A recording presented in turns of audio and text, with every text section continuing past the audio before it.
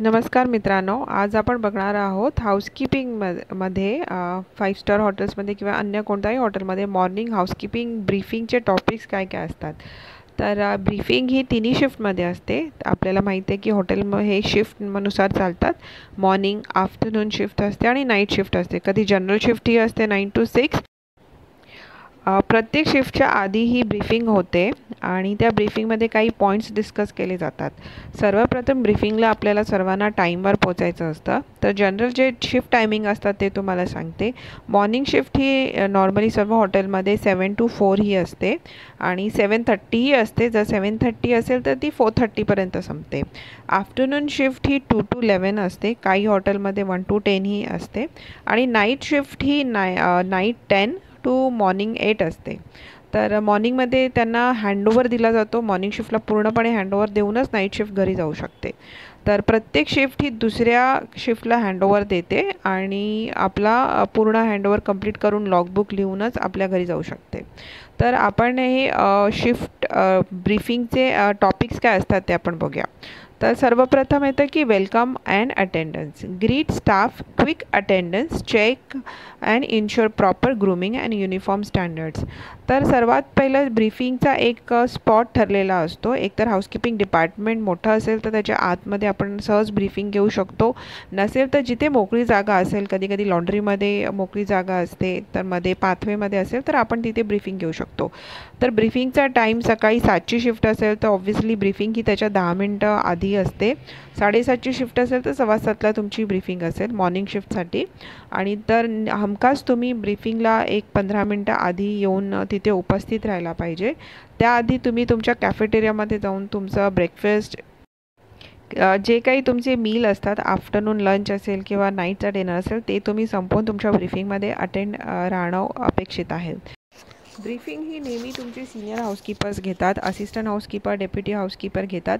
Executive housekeeper किंवा housekeeping मॅनेजरची briefing ही रोजच असते त्यांच्या सुपरवायझरबरोबर किंवा डेप्युटीबरोबर. रूम अटेंडंटबरोबर त्यांची आठवड्यातनं 2दा किंवा रोज संध्याकाळी असते. तर हॉटेल टू हॉटेल हे डिपेंड असतं.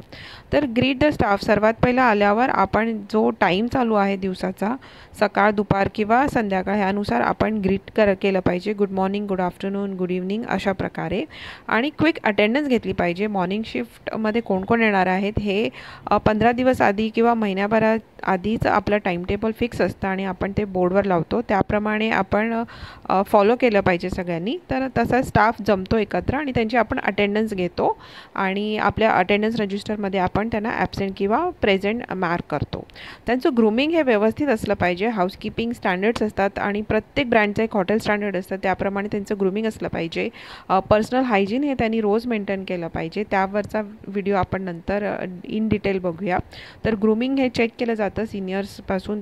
शूज पॉलिश आहेत का, सॉक्स व्यवस्थित घातले आहेत का, नखं ट्रिम केली आहेत का, हेअरकट व्यवस्थित आहे का, लेडीज असतील तर हेअरबनमध्ये केस असायला पाहिजे, मेकअप केलेला असला पाहिजे, इयरिंग डँगलिंग लोमते कानातले नसायला पाहिजे. आणि बहुतेक हॉटेलमध्ये ही ज्वेलरी दिली जाते. साडी असेल तर साडीला मॅचिंग ज्वेलरी. ताज हॉटेलमध्ये तुम्ही बघाल ते व्यवस्थित घालून तुम्ही ब्रीफिंगला उपस्थित राहायला पाहिजे. आणि प्लस युनिफॉर्मचे स्टँडर्ड्स असतात. पूर्ण युनिफॉर्ममध्ये तुम्ही यायला पाहिजे. जर ॲप्रन असेल हाऊसकीपिंग रूम अटेंडंटचं तर ॲप्रन व्यवस्थित घातलेलं गेलं पाहिजे. शूज व्यवस्थित पाहिजे. इतरही भरपूर गोष्टी आहेत. तर हे सगळं आपण मॉर्निंग ब्रीफिंगमध्ये चेक करतो. डेली ओव्हरव्ह्यू ह्याच्यामध्ये येतं की hotel occupancy update, checkout, stay overs, new arrival, early arrival, VIP and special guest, highlight, special request. तर हॉटेलची ऑक्युपन्सी ही रोज बदलत असते. रोज नाही बोललं तरी एक दिवसाभरातनं 2-3 वेळा तरी ऑक्युपन्सी वरती जाते किंवा खाली येते.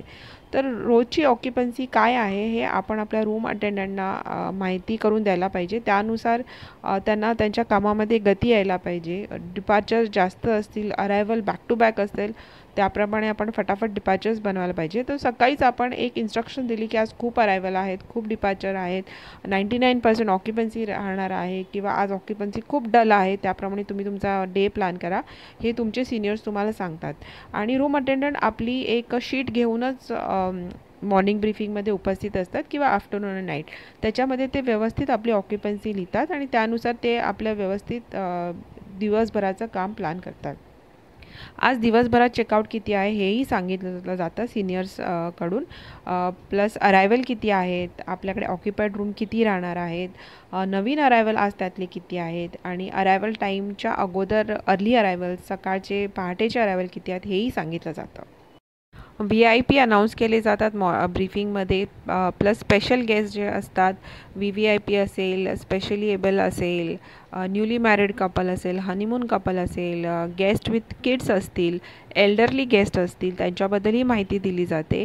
हायलाईट्स अँड स्पेशल रिक्वेस्ट आहे. काही गेस्टची खूप स्पेशल रिक्वेस्ट असते की त्यांच्या रूममध्ये अँटीस्किड मॅट हवी आहे, त्यांना एखाद्या एक्स्ट्रा टॉयलेटरीज हवे आहेत, एक्स्ट्रा लिनेन हवा आहे किंवा डू नॉट डिस्टर्ब आहे हा पूर्ण दिवस रूम, हेही सांगितलं जातं.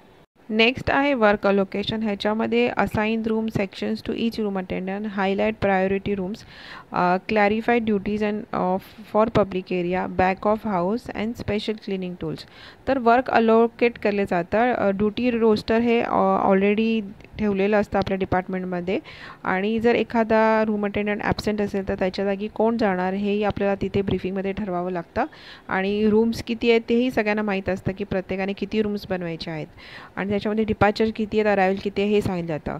प्रायोरिटी रूम कोणते राहणार आहेत, एखादा डिपार्चर झाला आहे तर तो लवकर लागणार आहे, ऑक्युपन्सी फुल आहे, हे आपण ब्रीफिंगमध्ये सांगतो.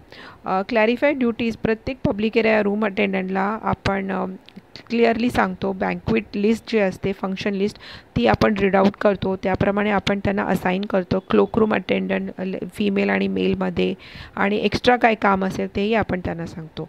बॅक ऑफ द हाऊस म्हणजे आपले बॅक एरियाज आहेत, सर्व्हिस स्टेअरकेस आहेत, रेस्टॉरंट्सच्या बॅक एरियाज आहेत, तिथे काय काय काम करायचं आहेत, काही स्पेशल टास्क क्लिनिंग आपल्याला पूर्ण करायचं आहे दिवसभरात, तेही आपण आपल्या ब्रीफिंगमध्ये सांगतो. नेक्स्ट आहे reminders and standards. Guest service etiquettes, safety and hygiene reminders, lost and found policy refresher, energy conservation. तर रिमाइंडर्स अँड स्टँडर्ड्स ह्याच्यामध्ये आपण एक टॉपिक रोज घेऊन बोलायचं असतं आणि जे फ्रिक्वेंट टॉपिक्स असतात ते लॉस्ट अँड फाउंडचे असतात, एटिकेट्स आणि मॅनर्सचे असतात, गेस्ट कम्युनिकेशन कसं असायला पाहिजे त्याबद्दल असतात, आणि दुसरेही आपण फर्स्ट एडबद्दल बोलू शकतो, फायर फायटिंगबद्दल बोलू शकतो. एक 2-3 टॉपिकबद्दल आपण नेहमी ब्रीफिंगमध्ये बोलायला पाहिजे आणि ते रिपीट करायला पाहिजे हर आठवड्याला, कारण की ते रिफ्रेश होत राहतात टॉपिक. आपल्याकडे नवीन रूम अटेंडंट येत राहतात, ट्रेनीज येत राहतात, तर त्यांच्याही कानावर हे सगळे स्टँडर्ड पडतात. गेस्ट सर्व्हिस एटिकेट्स कसे असायला पाहिजे, knock the room 3 times, then enter the room, put the housekeeping cleaning a room, card outside, हे सगळे छोटे छोटे एटिकेट्स आहेत, त्याबद्दल आपण माहिती देतो. सेफ्टी आणि हायजीन रिमाइंडर्स म्हणजे आपण कोणते डस्टर्स वापरायला पाहिजे, कलर कोडेड डस्टर, आपण हँड ग्लोव्स कधी घालायला पाहिजे, आणि आपण आपला कचरा गार्बेज कसं डिस्पोज करायला पाहिजे, आपल्याकडे किती डस्टबिन्स आहेत त्याप्रमाणे. कुठेही व्हॅक्यूम क्लिनर जोरात नाही करायला पाहिजे. DND रूमच्या बाहेर आपण जोरात व्हॅक्यूम क्लिनिंग नाही करायला पाहिजे.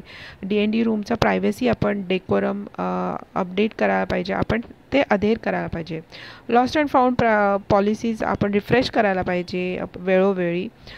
Lost and found perishable, non perishable किंवा खूपच जास्त इम्पॉर्टंट लॉस्ट अँड फाउंड असेल, एखादी कॅश असेल, पासपोर्ट असेल, ज्वेलरी असेल, त्याबद्दल आपण काय करायचं.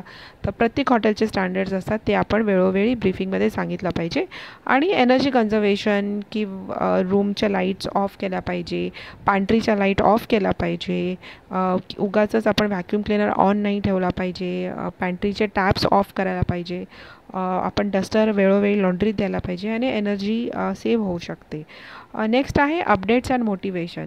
हाऊसकीपिंग हे खूप हार्डवर्किंग डिपार्टमेंट आहे.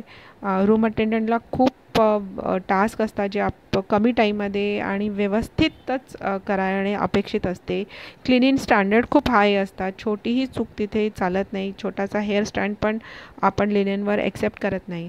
तर एवढ्या सगळ्या हार्डवर्कमधनं थोडंसं मोटिवेशन आपण आपल्या स्टाफला सकाळीच दिलं तर ते खूपच उत्तम त्यांच्या कामामध्ये खूपच सहकार्य करतं. तर त्यांच्याबद्दल नेहमी मोटिवेशन करायला पाहिजे, त्यांना अप्रिशिएट करायला पाहिजे. गेस्ट त्यांच्याबद्दल काय बोलून जातात, काय लिहून जातात सोशल मीडियावर, स्पेशली रूम अटेंडंट्सची नावं लिहितात गेस्ट, ते आपण ब्रीफिंगमध्ये अनाऊन्स केलं पाहिजे. त्यांना एखाद्या टाळ्या वाजवून त्यांचं स्वागत केलं पाहिजे. नवीन कोणी जॉईन करणार असेल तर नवीन जॉईन होतात त्यांचं नाव, त्यांचं क्वालिफिकेशन, त्यांचे मोटो काय आहे लाईफमध्ये, हे सगळं आपण ब्रीफिंगमध्ये अनाऊन्स करू शकतो. तर अपडेट्स अँड मोटिवेशनमध्ये येतं shares any changes in SOP और hotel policies, announce staff recognition और guest complaint from previous day. आदल्या दिवशी काही कंप्लेंट्स असतील तर ते आपण मॉर्निंग ब्रीफिंगमध्ये स्टाफला व्यवस्थित सांगायला पाहिजेत. Share any changes in SOP म्हणजेच SOPचा अर्थ आहे स्टँडर्ड ऑपरेटिंग प्रोसिजर. तर प्रत्येक डिपार्टमेंटच्या या SOPs ऑलरेडी रेडी असतात, पण कालांतराने त्या SOPsमध्ये काही छोटे मोठे आपण बदल करतच राहतो. तर ते बदल आपण आपल्या रूम अटेंडंट्सना, सुपरवायझर्सना ब्रीफिंगमध्ये सांगू शकतो. आणि हॉटेल पॉलिसीज पण असतात, त्या पण थोड्याफार बदलू शकतात, तेही आपल्याला सांगायला हवं.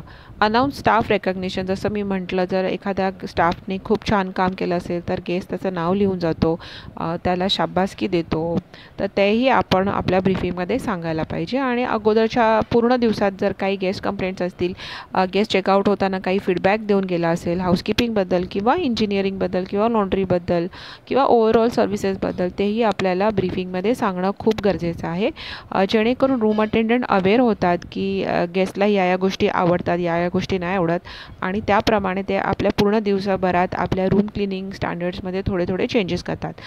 सपोज एखादा गेस्ट म्हणाला की माझे रूमचे पडदे सकाळी बंदच मला आवडतात, तर आपण ते गेस्ट प्रोफाईल अपडेट करू शकतो आपल्या सॉफ्टवेअरमध्ये. आणि नेक्स्ट टाईम जेव्हा तो गेस्ट येतो तेव्हा आपण ब्रीफिंगमध्ये हे आपण रीड आऊट करू शकतो की या गेस्टचा असा प्रोफाईल आहे, तर रूम क्लिनिंग करताना या गोष्टींची काळजी घ्या. तसे भरपूर गेस्टचे प्रोफाईल आणि फीडबॅक्स असतात, ते आपण आपल्या सॉफ्टवेअरमध्ये अपडेट करू शकतो.